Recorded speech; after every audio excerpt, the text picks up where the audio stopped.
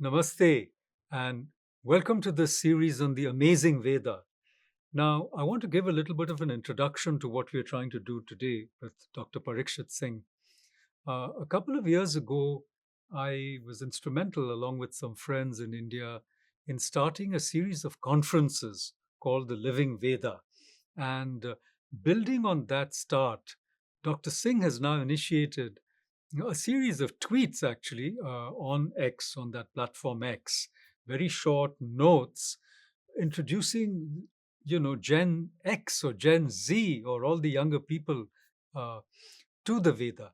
Now, why is this important? We're going to talk a little bit about that, but I just wanted to say that for people who identify themselves as Hindus, there is a paradox that all different types of Hindus, and there are thousands of different sampradayas or traditions or practices, they usually consider the Vedas to be their sacred text. Right. And by the Vedas, they usually mean these four, compendiums of mantras, the Rig Veda, the Sama Veda, the Atharva Veda, and the Yajur Veda. But of course, the Veda is not just a book of knowledge out there. Veda actually means knowledge itself. Right. Now, the interesting thing that I wanted to say just to start off the series is that the Veda doesn't refer to these very ancient scriptures, very old books, perhaps the oldest poetic compositions of humankind that we Yes. know. Yes. It's actually a living tradition Yes. because the Veda lives within us. It's actually species knowledge of who we are. And we'll unpack this as we go. But the paradox is this that, all Hindus swear by the Vedas, but most Hindus, have no clue about what they are. In fact, the Veda is a closed book to them. Yes. And that's the closed book that we want to open. Yes. And I want to say one more thing before we get started, which is that, at one level, it is a difficult book to open because if you try to read the Veda, traditional people will say, oh, you need Sanskrit, and Vedic Sanskrit is much different from classical Sanskrit, and so on and so forth. Many people don't know Sanskrit today. And to know the complicated Sanskrit of the Veda seems a very onerous, task. In fact, in the traditional times, it used to take people 12 years to learn the Veda. But now we want to find a completely different approach to the Veda, thanks to Sri Aurobindo. So we are going to talk a little bit about that there was a traditional approach. Then in the 19th century, something happened which changed everything. Yes. And then Swami Dayanand Saraswati came, Yes. and he said back to the Veda. Yes. But Sri Aurobindo said forward from the Veda. So we're going to talk about all these different Yes, ways yes. of trying to understand the Yes. Veda. But now to you, Dr. Singh. Now, what is this, whole project of Veda for Gen Z? So I've realized a couple of things, and these are my own personal experiences. I was not brought up in the Veda, the traditional way. There was no guru taking me to a gurukul where you chant from the age of 3 or 4 until you master all the chanting. But Veda, came through the side door, as it were, because we are born into it. We don't realize we are born into that wisdom that is carried to us for at least 3,700 to 4,000 years, at least. We can argue over it. People say, okay, 1500 BCE. I just read today there was 12,000 BCE.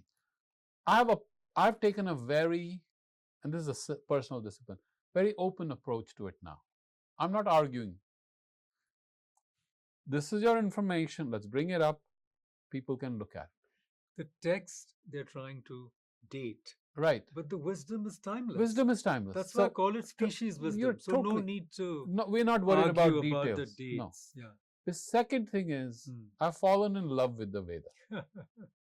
As a literarian, I'm not a scholar. But you're a contrarian. I'm a contrarian. I love different opinions. I love to experience things on my own. I don't want someone to say, do this and believe this. Belief is no, I don't believe in belief, if I may use that word. I need to experience it. I need to touch it. I need to feel it. I'm a doctor. I got to see that organ. I'm to dissect the cadaver, as it were. Obviously, this is a living reality. We have to experience it. It should be experienceable. And not only should I be able to experience it, to the extent that I can experience it, I should be able to pass it on. That's all I'm trying to do. Also, I've realized with Gen Z, my son is Gen Z, the two children are Gen Z, they have a different language. Their language is not what ours was. They speak differently. Bogging, I don't know if you've used these words. Goat, you've heard of goat. LOL, of course, in texting. But they have a different looks maxing. Did you hear this? Looks maxing. I mean, these are words. So here I have this most ancient knowledge language, and I have this most recent language, and I love them. I love language. So now how do I bring that essence of the most ancient language into the most recent language? And you still find that those sounds carry here. Those significances are coming here. It's beautiful. It's awesome. For example, how do I give you an example? Say I say Agnes. Agnes used to work in our office. Agnes comes from the word Agni. Agnes means the fiery one. And was she a fiery one? Agnes is a Latin word. Ignis. Ignis. And Agni is the first word of the Veda, the first text that we know of. Although we can argue again, but I'm not arguing whether it was really the first one or it's the representative first.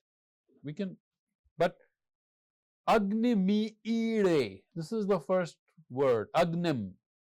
And my office manager is Agnes. And ignite, igneous rock.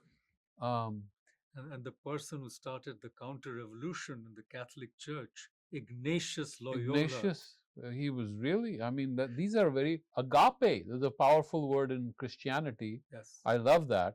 The love that has transcended lust. The ego, yeah.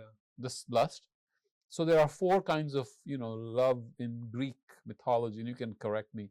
I think one was eros, one was, you'll have to help me, one was sensual love, amor, I think amor. Amor is Latin.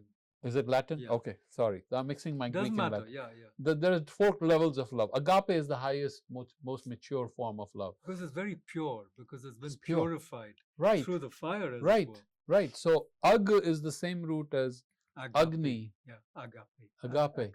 And so I love linguistics, and Vedic linguistics is a tremendous, beautiful thing. It's a system. Vedic symbolism, if you love poetry, if you love Mallarmé, if it's gorgeous.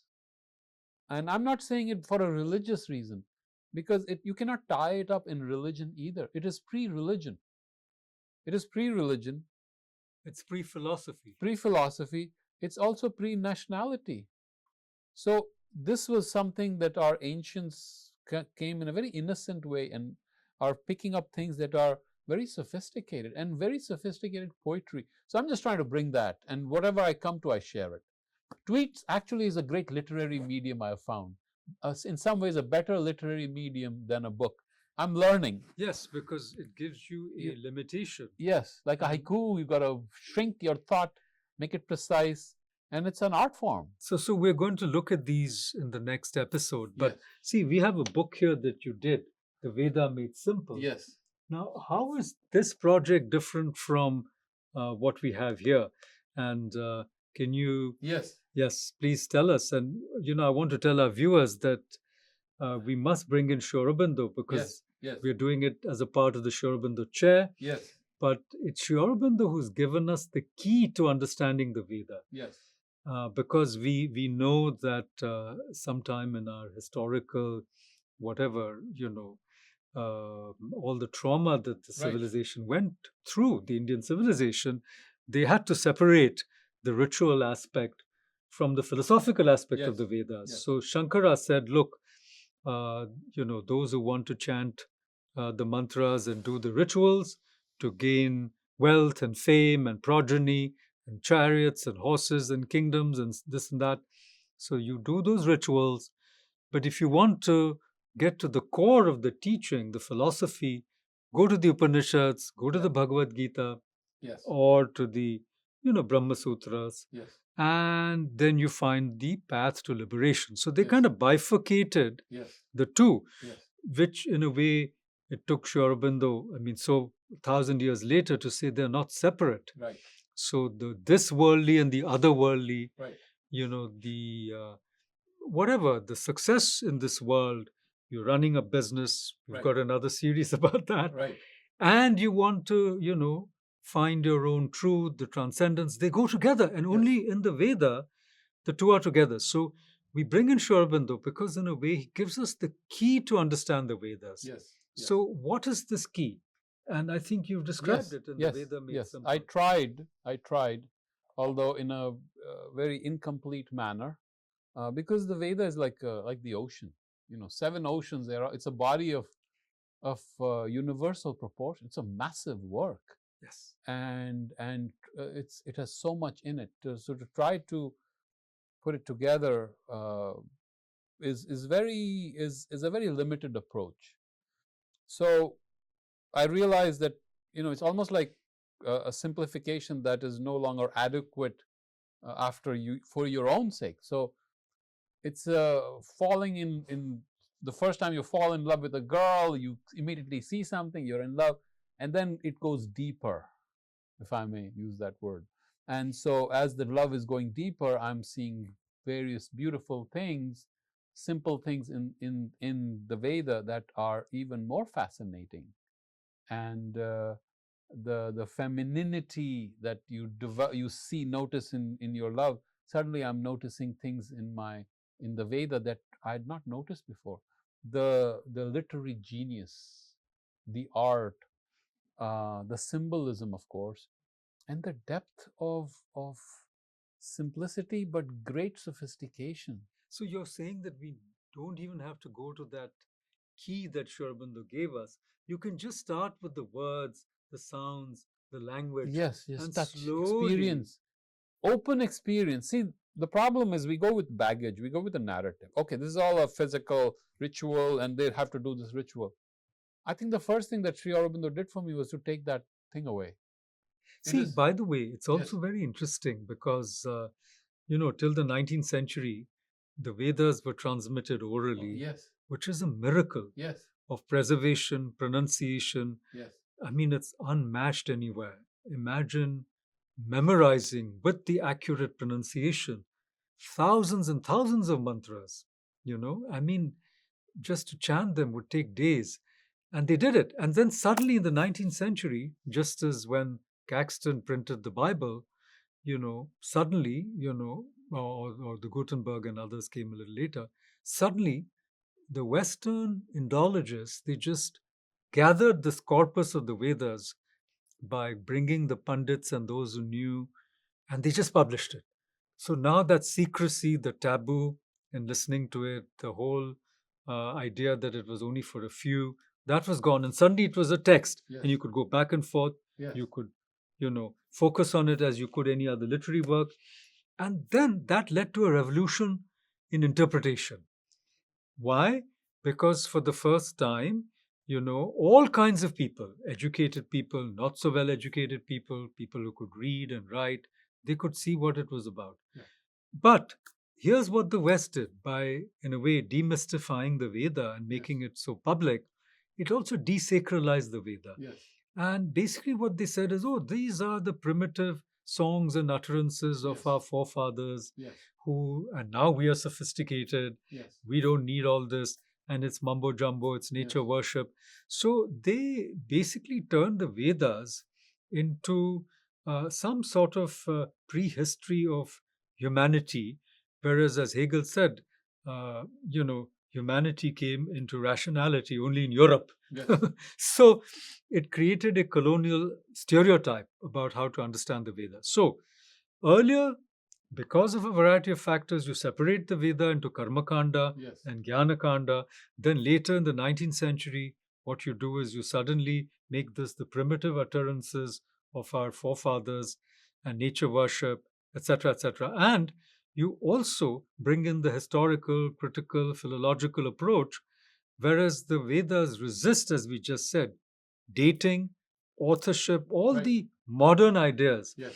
because they're paradigmatic. They Yes. contain an ancient wisdom which is supposed to be available to you in your own times, because you'll keep reinterpreting it, whether it's Ignis or fire or any of the other symbols. So now we were trapped. I mean, we had on the one hand the traditionalists, then we had the West, which desacralized and in a way basically degraded our understanding of the Veda, though they actually opened it up. Yes. And then you had, of course, Swami Dayanand Saraswati, who said Vedas are not about ritualism, they're a Right. book of knowledge. Yes. But in a way, he went too far, because he considered the Vedas to be the source of actual knowledge of the kind that we use to, understand nature, even science and technology, Right. which the Vedas are not necessarily concerned with. Yes.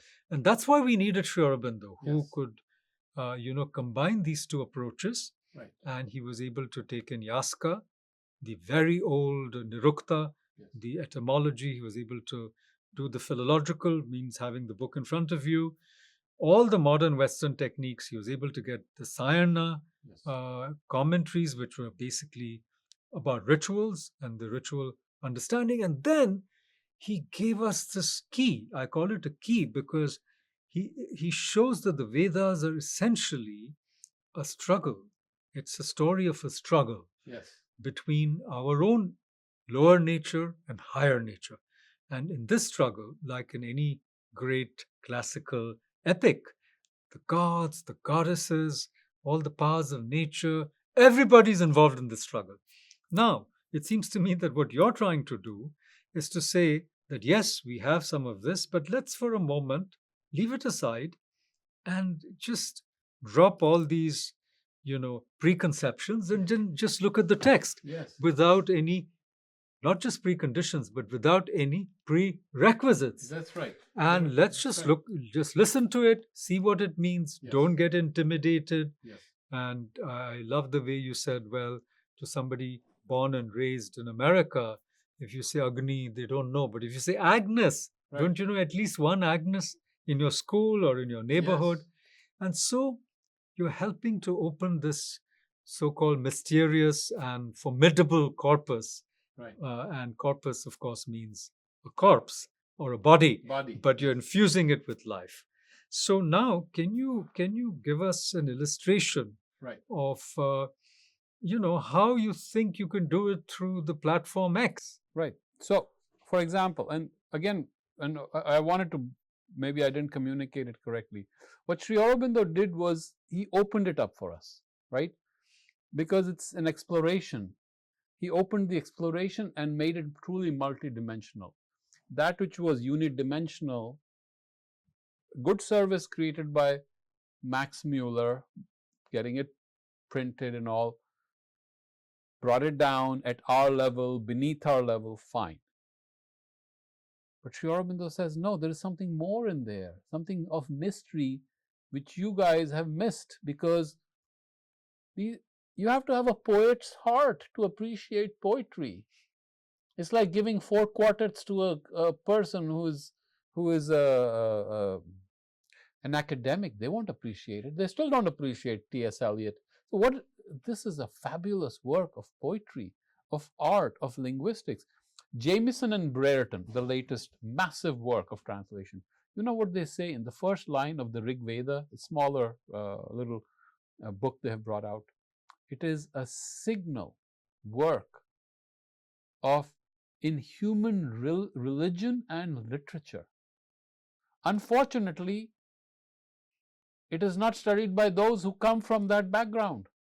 We're going to open it up, right? Then came the baggage that this describes, the Aryan invasion, which is, again, I'm going to put it aside. Then you have a guru has to teach you. I'm going to put it aside because we've gone beyond that.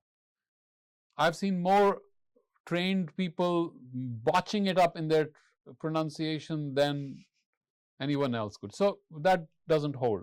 Besides, we are too critical, okay, of our own flaws. So let's drop all that. But now, can we truly discover it as it is? And in that exploration, maybe we'll find something of beauty. Besides, shouldn't we study our most ancient work of literature? So, my approach to it, at least, is to just experience it. Experience it as linguistics, as art, as poetry. Bring in symbolism, bring in theology, bring in Vedanta, bring in just ritual. You say it's ritual, I'll take it as ritual. Even as ritual, it is beautiful poetry. You say it's an external description, I will take it as an external description. I'm trying to drop my own baggage and say, okay, let's see, what all do you have to have? Here it is. And what connects? Because the key is not opinions of others. The key is my experiencing, my engaging with this most fabulous work of art. And I think we can all agree to it. It's an important thing. It's an important work of literature. It's a treasure of humanity. It's a treasure. Oh my God. So let me ask you this, Yeah. as we try to, sort of wrap up this episode. Let me bring you to the experience of it. Please. Okay. So, as a literary lover of literature, I'll just chant the first rik or mantra, right? So this is how you chant it. Om Agnimi ide purohitai yajnasya deva mritvijam hota aram ratnadhatamam. Now, you love literature. Which poem has quantity, accent, stress? There are 6 elements you need to chant this. Most English poetry is either accent or stress, or late, some people tried the sprung rhythm and all that, syllables, you count the syllables. Here you have all the elements. This is remarkable poetry. And if you go deeper into it, Agni, right? I adore Agni. Agnim ide. I adore or I praise Agni. Purohitam. Now, Sanskrit is a beautiful language. Every word has multiple meanings. It is what they call polysemic. Each word has multiple meanings. And it is also a language of synonyms. So each meaning has each object will have multiple words for it based on the quality that they're describing. So when we say Agni, we think, oh, it's fire, right? In English, we say fire. But in Sanskrit, the way our ancients approached it, they took that quality. Because there are many words for fire. And that quality is described by that word. Every word that describes a certain quality becomes a synonym. For example, you say Agni, right? Agni is that which rises upwards. And I'm using the dictionary from Apte. It's pretty respected dictionary. Oh yes, totally. That which rises upwards. And you'll see, if you take fire, you take a matchstick, it's always moving upwards. That which moves upwards is Agni. Now, Agni has many more definitions, but Agni, right? Another word for what we would call fire is Vahani. Vahani is that which carries. Mm-hmm. So, Agni is taking whatever you offer to the Agni, it is carrying it to the universal forces, other forces. So, it is a carrier. I can call my car Vahani. It is Vahan. Vahan. So, it is a word used for that function. Analam. Analam is that which is never satisfied. Analam. Agni is never satisfied. You keep putting things in it, it is never satisfied. So that quality is taken as a descriptor of that object, entity. But you will realize so many different qualities can be described of that one entity. So there are so many words. That is the beauty of Sanskrit. So when I say Agnim Ile, actually, technically the word is, then what Agni am I talking about? Am I talking about that which is rising upwards? And the beauty is the poet never tells you the Agni that is in the sacrificial ritual. Yeah. I adore Agni. Now, as someone who's trying to read literature, we love multiple meanings. We are so happy if there are multiple meanings, like Blake's tiger. Yes. The tiger is a physical tiger. Burning bright. Tiger burning bright in the forest of the night, right? Um, but the tiger is also a super cosmic figure. The tiger, some people say, is Christ. Christ is coming with beautiful power, awe, shock and awe, as we would probably call it today. Christ is the lamb, but Christ is also the tiger. So we love multiple interpretations. So any lover of poetry who says, I adore Agni, suddenly the brain, all the neurons open up. Okay, now what Agni are we talking about? Is it Agni outside? Is it the Agni of my passions? Because that is also Agni. Is it the fire in my belly? We use these words. Is it when you ignite my thought process? Is that Agni? Because Agni and ignite are the same. Of course. Is the Agni the lightning, which is called Vidyut Agni? Is it the Agni in the sun? Is it the solar Agni? So I adore Agni, and then the seer puts on it more and more nouns, not adjectives. That's the technique. Now he opens up multiple interpretations, a multi-dimensional approach to the poem. Agni is the priest or the Purohit, but the Purohit is also one who is at the front. Right? Agni is now the Yajnasya Devam. He is the Deva of the Yajna, which is also a multi-dimensional word. Even the Yajna has so many meanings. So many meanings. It doesn't have to be just what is in the sacrificial. Right. And Ritvijam is another multi-dimensional word. Yeah. One who is making sure it's done right, but one who adores the truth, one who sees the truth. And the cosmic order. Ritvijam, that which is right. So see the overlapping of the language to our modern language, the symbols to our how we approach it. Hotaram, one who invokes. So if we approach it just as poetry, it opens up that so experience. Many realms. And speaking of fire, human beings and their discovery of fire was the epochal moment in our evolution, because until then we were just animals. Yes. And once we had fire, we could dominate all of, other nature, as it were, not just the animal world, but even today, whether it's nuclear power or any other form, the root of it is the mastery of fire, which is also within us. So when it starts with the adoration of Agni, in a way, it is the acknowledgement as well as the gratitude of being in the human consciousness, which, because of the discovery of fire, has distinguished us from the other forms of life. Yes. But, before we end, I want to come back to that question, which is, people, as you know, they're